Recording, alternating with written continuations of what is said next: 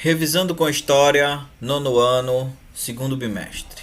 A ideia proposta com essa aula é trazer alguns tópicos relacionados a alguns temas que a gente viu e a partir desses tópicos a gente estabelecer algumas discussões a respeito do que foi o conteúdo lecionado nesse bimestre. Né? Então, a primeira ideia que eu queria trazer com vocês é essa primeira aí, né? Você tem essa imagem de um homem olhando tudo destruído, e aí nós temos Segunda Guerra Mundial, que é o nosso tema, e o que eu queria falar era sobre guerra total. A guerra total basicamente é uma forma de guerra que vai ter bastante ênfase na Segunda Guerra Mundial. Ela muda a relação dos homens com a guerra em relação às guerras anteriores por vários motivos. O primeiro deles talvez seja porque todo o esforço humano foi voltado para esse conflito. E quando eu falo isso, eu quero dizer que todas as pessoas, todos os setores econômicos, sociais e políticos, eles estiveram voltados para construir as lutas relacionadas à guerra. Né? Então as mulheres, por exemplo, as mulheres e crianças, por exemplo, trabalharam fazendo armamentos, fazendo uniformes, que eram distribuídos a essas pessoas que estavam no front, que estavam na frente de guerra. Né? A segunda coisa na guerra total é que, diferente das guerras anteriores, em que apenas os soldados eram punidos durante o conflito, né, você vai ter uma construção de uma ideia de que todas as pessoas elas são inimigas. Né? Elas são inimigas porque elas estão ligadas a esse outro grupo. Então, você tem esse momento que é um momento em que basicamente todo o outro, né, a outra pessoa, né, aquele que está do outro lado da guerra, ele também é inimigo, mesmo que ele seja mulher ou criança. Não existe uma distinção entre quem são os inimigos e quem não são os inimigos. Na verdade, todas as pessoas passam a se configurar como inimigos. A guerra total ela vai implicar nisso que a gente está vendo aí, a gente chama de arquitetura da destruição.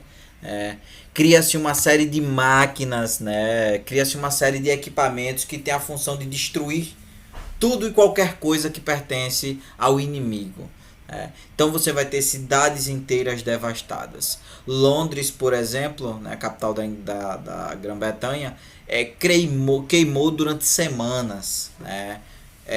Fazia-se bombardeios aéreos, né, sem nenhum tipo de trégua. Então, basicamente, as pessoas elas eram atacadas enquanto elas dormiam. Criou-se toda essa ideia do que seria a destruição dos símbolos do outro, né? A destruição dos símbolos do inimigo. Né? Então as cidades vão ser duramente castigadas. E eu não falo só no caso da Inglaterra, não, mas várias cidades, por exemplo, Stalingrado na União Soviética foi devastada. Né? As pessoas tiveram que evacuar a cidade para não morrerem no meio do conflito. Então, essa dimensão, né, essa forma de conflito que a Segunda Guerra Mundial traz, ela basicamente é um modelo que ficou. Né? Então, até hoje, quando nós temos conflitos, mantém-se uma ideia de guerra total, mantém-se uma ideia de destruição, de humilhação, né? De criar uma humilhação em relação ao inimigo, né? Aquele que perde. Então, vamos para o nosso segundo tópico, Segunda Guerra Mundial. Eu quero saber sobre a ONU. Né? A Segunda Guerra Mundial foi devastadora. Né? Se a gente for pensar, por exemplo, no tamanho do conflito que ultrapassou 50 milhões de mortos. Se a gente for pensar, por exemplo, no que foi a catástrofe das bombas atômicas no Japão, destruindo cidades enormes e provocando consequências né, que vieram depois da própria bomba. Então, por exemplo, muitas crianças nascendo deformadas por causa da radiação, muitas mulheres e homens que não puderam mais ter filhos por causa da radiação. Então você tem aí um problema que é grave, né? Então, como é que a gente ia evitar que o mundo caísse em uma outra guerra parecida com essa guerra mundial, né? Parecida com essa Segunda Guerra Mundial, né? Teve-se a ideia de construir uma instituição que representasse um valor que também foi criado nesse momento, o valor de humanidade, né? E o que é que o valor de humanidade faz? Ele retira o peso do nacionalismo, ou seja, antes de ser brasileiro, agora eu me vejo como um ser humano, né? A humanidade cria isso, a humanidade constrói um senso de coletividade que as pessoas não tinham antes, né? E quem vai criar, quem vai ter o papel de fiscalização dessa dimensão da manutenção dessa ideia de humanidade, de coletividade, vai ser justamente a Organização das Nações Unidas, né? Ela vai ser criada no final da Segunda Guerra Mundial e vai atuar em várias frentes diferentes. Então, por exemplo, a ONU atua desde a educação, saúde e a segurança internacional. Tanto é que o símbolo dela, se você perceber bem, a centralidade está justamente no Polo Norte, né? Então é uma ideia de que todos os países representados aí nessa imagem, nessa cartografia, eles são iguais, né? Nós sabemos que eles não são iguais, mas para aquele momento o que se queria era justamente evitar um conflito do tamanho que foi o da Segunda Guerra Mundial, catastrófico em todos os sentidos, né? Basicamente o mundo parou durante a Segunda Guerra Mundial, e eu não falo nem só de produção, eu falo a vida das pessoas foi interditada, a vida das pessoas foi parada, né? A vida das pessoas ela ficou interrompida por um tempo, né? A gente está reclamando que a gente está 3 meses em casa por causa do Covid-19, mas se a gente for pensar, essas pessoas que viveram aí durante esses anos de guerra, eles passaram mais de 5 anos fazendo processos que eram esse tipo de processo, de ficar em casa, ou de muitas vezes ter que sair, obedecer toque de recolher. Então isso virou uma rotina na vida das pessoas. Então a ONU basicamente vai ser criada para isso, para evitar que novos conflitos da envergadura da Segunda Guerra Mundial tornem a se repetir. Novo tópico, Segunda Guerra Mundial, Holocausto. Gente, o Holocausto basicamente ele é um movimento que está relacionado à forma como a Alemanha nazista se portou diante de um inimigo público que eles construíram, que foram os judeus. Esse inimigo público basicamente ele é construído porque os judeus eles eram uma população que tinha enriquecido ao longo do tempo, principalmente porque sempre desenvolveram atividades comerciais e sempre tiveram uma ideia de que aquilo que se ganha por causa da própria religião que eles possuíam, aquilo que se ganhava não devia ser gasto de qualquer forma, né? Haveria uma maneira ideal de se gastar essas riquezas. Então eles foram populações que enriqueceram, né? Hitler via isso como uma afronta.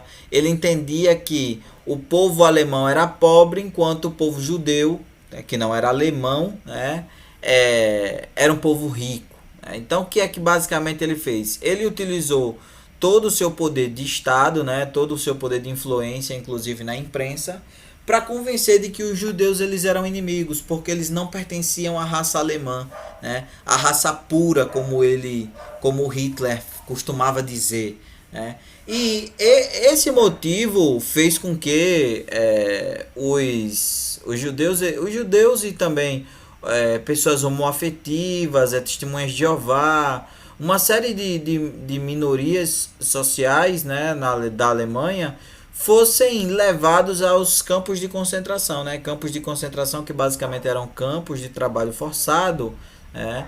E que em determinado momento passou a executar massivamente, né, os judeus, né? E a gente está falando assim de matar diariamente 10, 15, 20 mil pessoas.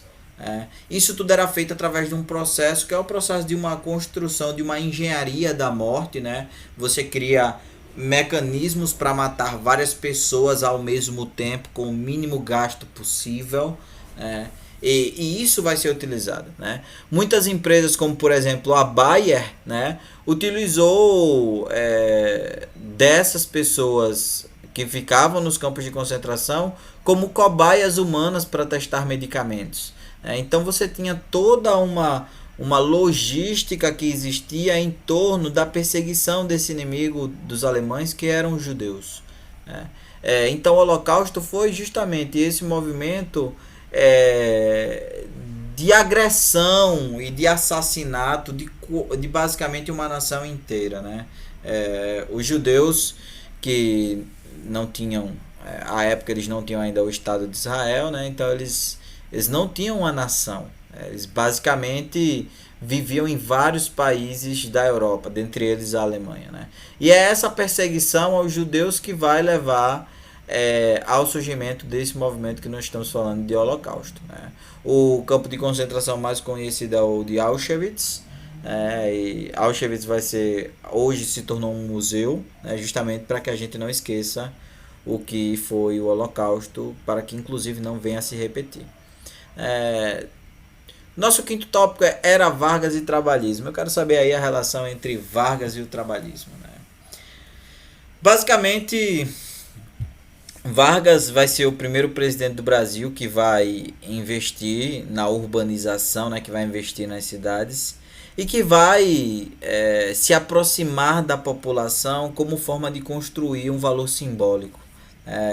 Então, ele vai, para fazer isso, ele vai valorizar a figura do trabalhador urbano, se utilizando de uma série de propagandas, mas também se utilizando da construção de uma série de direitos. Por exemplo, a CLT vai ser assim a construção do vínculo trabalhista através da carteira de trabalho, vai ser assim a grande cartada, a grande ação do Getúlio Vargas, né? Através disso que ele também vai criar toda uma rede de seguridade social, né? Vai criar seguro-desemprego, vai criar férias, 13º, vai construir a ideia de que o trabalhador ele merecia respeito, né? E aí ele vai se aproximar dessas massas, né? O feriado de 1º de maio, por exemplo, do Dia do Trabalhador, é um feriado que foi constituído por Vargas, né? É Vargas o primeiro presidente que constrói a ideia de que no Dia do Trabalhador o presidente tem que fazer uma fala aos trabalhadores, né? Essa era uma tradição que vem sendo mantida, inclusive, até hoje. Então a invenção do trabalhismo é justamente isso. É a ideia de que existe um valor no trabalho e que esse valor ele é reconhecido pelo Estado, né? E isso vem acompanhado de uma série de direitos, mas vem também acompanhado de uma série de benefícios de proteção ao trabalhador. Benefícios que inclusive nos últimos anos vêm sendo atacados massivamente. Então é Getúlio Vargas que vai construir essa ideia, né? Ele faz isso inclusive através de uma imagem que vai ficar muito conhecida, que é a ideia de Getúlio Vargas como o pai dos pobres, né? Porque justamente ele não vai atender diretamente, logo de cara, as classes mais favorecidas, mas vai se aproximar desses grupos mais populares. Era Vargas, Estado Novo, né? O trabalhismo foi um grande passo na carreira política do Vargas, mas com o Estado Novo, que foi uma ditadura, né, Vargas passava a se utilizar da imagem que ele construiu, né, como forma de legitimar o seu poder enquanto ditador, né. A gente fala muito em ditadura militar, né, como se a primeira ditadura que o Brasil tivesse tido fosse essa, né. Não foi. O governo de Getúlio Vargas se configurou enquanto uma ditadura. Getúlio Vargas criava um controle sobre as informações que se falava sobre ele. Ele vai criar o DIP, por exemplo, que é o Departamento de Imprensa, né? É o DIP que vai monitorar todas as notícias que saem no jornal e vai aprovar ou não a sua publicação. Então, Vargas vai criar uma série de ferramentas para favorecer a sua imagem, ao mesmo tempo em que isso roubava coisas como o direito de expressão, né? Vargas não permitia ser criticado pela imprensa, né? E era a imprensa que podia cobrar alguma coisa desse momento, né? Esse é o momento que, por exemplo, vai haver toque de recolher, vai se criar toda uma rede de propaganda com o próprio presidente participando das falas. Por exemplo, a Voz do Brasil, que é um jornal que existe até hoje, foi um jornal criado pelo Getúlio Vargas justamente no momento em que era um momento em que ele se comunicava com a população diariamente. Então o Estado Novo aparece aí como sendo esse momento de perseguição política, inclusive, dos inimigos de Vargas. Guerra Fria, né? Essa imagem aí que eu coloquei é bastante ilustrativa, a ideia da gente pensar o que é a Guerra Fria, né? A Guerra Fria é esse conflito entre União Soviética e Estados Unidos, né? Principalmente pelos controles de zonas de influência, né? A União Soviética querendo ampliar os territórios comunistas, enquanto que os americanos, né? Os estadunidenses desejavam ampliar os territórios capitalistas. Essa é uma disputa ideológica, né? Ela não chega a culminar numa guerra abertamente entre Estados Unidos e União Soviética, mas ela basicamente faz com que aconteçam conflitos em vários outros lugares do mundo, né? Então, por exemplo, a Guerra do Vietnã, a Guerra da Coreia, as ditaduras militares na América Latina, tudo isso está relacionada a essa disputa entre esses dois, entre essas duas nações e a constituição de suas zonas de influência. Isso aparece no cinema, isso aparece nos quadrinhos, vai ser bem latente na população desse período, isso aparece muito nos filmes e nos quadrinhos. O medo que se tinha do mundo se acabar por causa de uma terceira guerra mundial baseada em armamento nuclear, né? Porque tanto a União Soviética quanto os Estados Unidos possuíam armas nucleares. E o início de uma guerra desse tipo poderia culminar com o fim de todas as nações do planeta. Então, basicamente, essa guerra ela foi travada de outras maneiras, né? Mas ela não se configurou enquanto um conflito bélico propriamente dito. Novamente sobre a Guerra Fria, corrida aeroespacial. Bom, a corrida aeroespacial é nada mais nada menos que a disputa entre Estados Unidos e a União Soviética para saber quem chegava primeiro ao espaço. Por quê? Porque isso determinava inclusive uma ideia de valor em torno de quem eram esses homens, né? Então, quem é o homem melhor? É o homem soviético, comunista, ou é o homem americano capitalista, né? Então, havia essa ideia de que quem chegasse primeiro ao espaço teria o potencial de se apresentar como um homem melhor do que o outro, né? Então, é a corrida aeroespacial que basicamente vai levar a União Soviética à falência e anos depois possibilitaria o fim, né?